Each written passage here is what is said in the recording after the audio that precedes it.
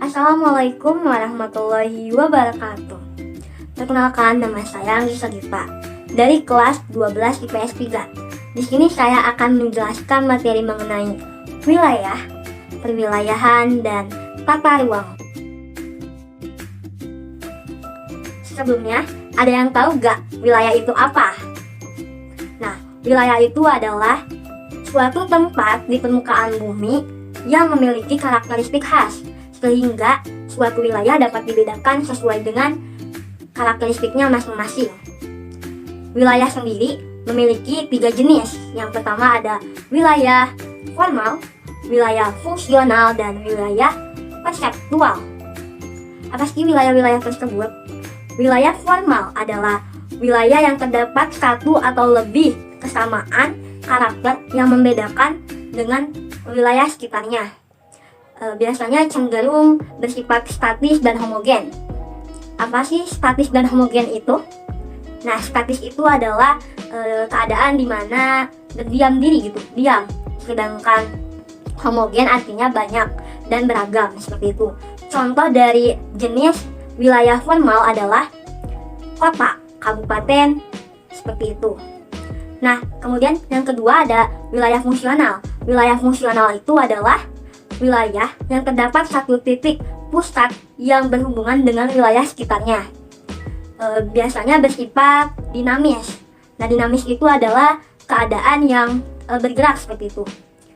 Contohnya yaitu metropolitan Jabodetabek. Nah, Jabodetabek ini kan yang menjadi pusatnya adalah Jakarta. Industri-industri semua ada di Jakarta dan kemudian berhubungan dengan daerah-daerah seperti Bandung, Bogor, Bekasi, seperti itu, sehingga dikatakan Jabodetabek, seperti itu. Kemudian ada yang terakhir, ada wilayah perseptual. Nah, wilayah perseptual ini adalah wilayah yang tergantung dengan persepsi atau sudut pandang orang terhadap wilayah tersebut. Seperti kota Bandung adalah kota kembang, kota Bogor adalah kota hujan, seperti itu. Padahal kota hujan itu nggak hanya Bogor, seperti itu. Riau juga termasuk ke dalam wilayah yang sering hujan, tetapi masyarakat mengenal bahwasanya kota hujan itu adalah kota Bogor, seperti itu. Nah, setelah kita membahas mengenai wilayah, sekarang kita bahas mengenai pewilayahan. Ada yang tahu pewilayahan itu apa? Menurut Glaston, pewilayahan adalah suatu usaha untuk membedakan batas wilayah yang biasanya lebih besar dari struktur pemerintah lokal. Tujuan pewilayahan ini adalah untuk mengefektifkan dan mengefisienkan pemerintah dalam melakukan perencanaan, sehingga pemerintah mudah dalam melakukan suatu perencanaan. Nah, contohnya di sini ada gambar peta. Contohnya ada di sini dalam peta kedalaman muka air tanah. DKI Jakarta ini memiliki 6 kota, tetapi di sini hanya ada 3 wilayah saja. Nah, itu yang dinamakan seperti pewilayahan. Nah, cara melakukan pewilayahan ini ada dengan 2 cara. Yang pertama ada pewilayahan secara formal, dan yang kedua ada pewilayahan secara fungsional. Nah, pewilayahan secara formal, geografer menentukan pewilayahan secara formal ini dibatasi dengan wilayah formal berdasarkan minimal 1 karakteristik yang membedakan suatu wilayah. Nah, biasanya karakteristik yang digunakannya yaitu ada sosial budaya dan fisik. Nah, sosial budaya biasanya mengenai suatu keadaan, populasi, bahasa, suku, agama, pendapatan. Nah, sedangkan fisik biasanya adanya iklim, ketinggian, jenis tanah. Nah, seperti itu. Nah, sedangkan pewilayahan secara fungsional dilakukan dengan cara adanya suatu interaksi. Nah, interaksi itu seperti kayak misalkan suatu interaksi pasti ada pusatnya. Nah, pusatnya itu dinamakan kutub atau nodal. Nah, di area sekitar tersebut akan menerima transportasi, komunikasi, perdagangan, sehingga akan adanya terjalin perpindahan, seperti itu. Contoh karakteristik yang biasanya digunakan pewilayahan fungsional itu adalah di bidang informasi, sosial, ekonomi. Nah, contoh bidang informasinya yaitu adanya surat kabar, tabloid, dan surat dan telepon.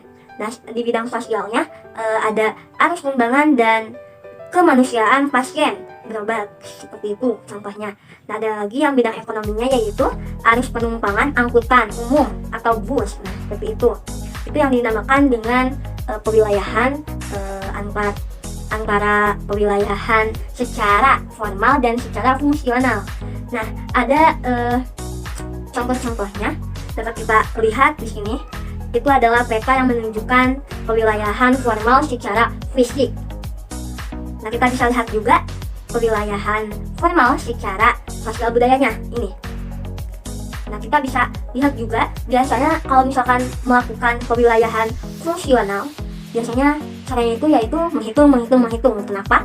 Karena biasanya melakukan pewilayahan fungsional ini biasanya melakukan analisis seperti analisis arus, analisis indeks, analisis kekuatan dan lain-lain. Itu mestinya memerlukan penghitungan seperti itu. Sudah jelas? Maka kita akan lanjut ke tata ruang. Setelah kita belajar mengenai wilayah dan pewilayahan, sekarang kita belajar mengenai tata ruang. Nah, ruang sendiri adalah tempat makhluk hidup melakukan aktivitas.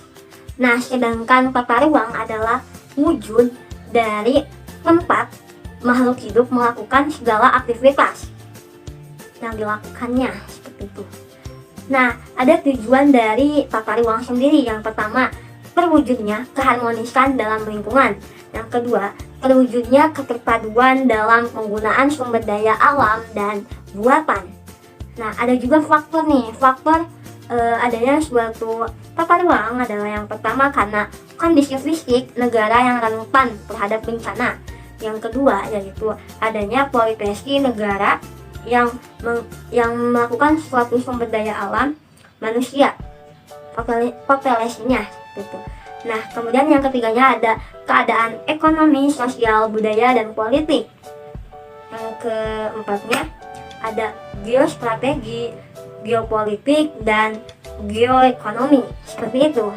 Nah, sudah kita bahas ya satu persatuan mengenai wilayah, pewilayahan, dan tata ruang.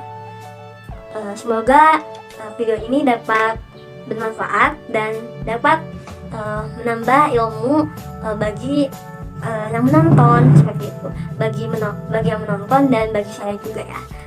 Terima kasih. Itu yang dapat saya sampaikan. Wassalamualaikum warahmatullahi wabarakatuh.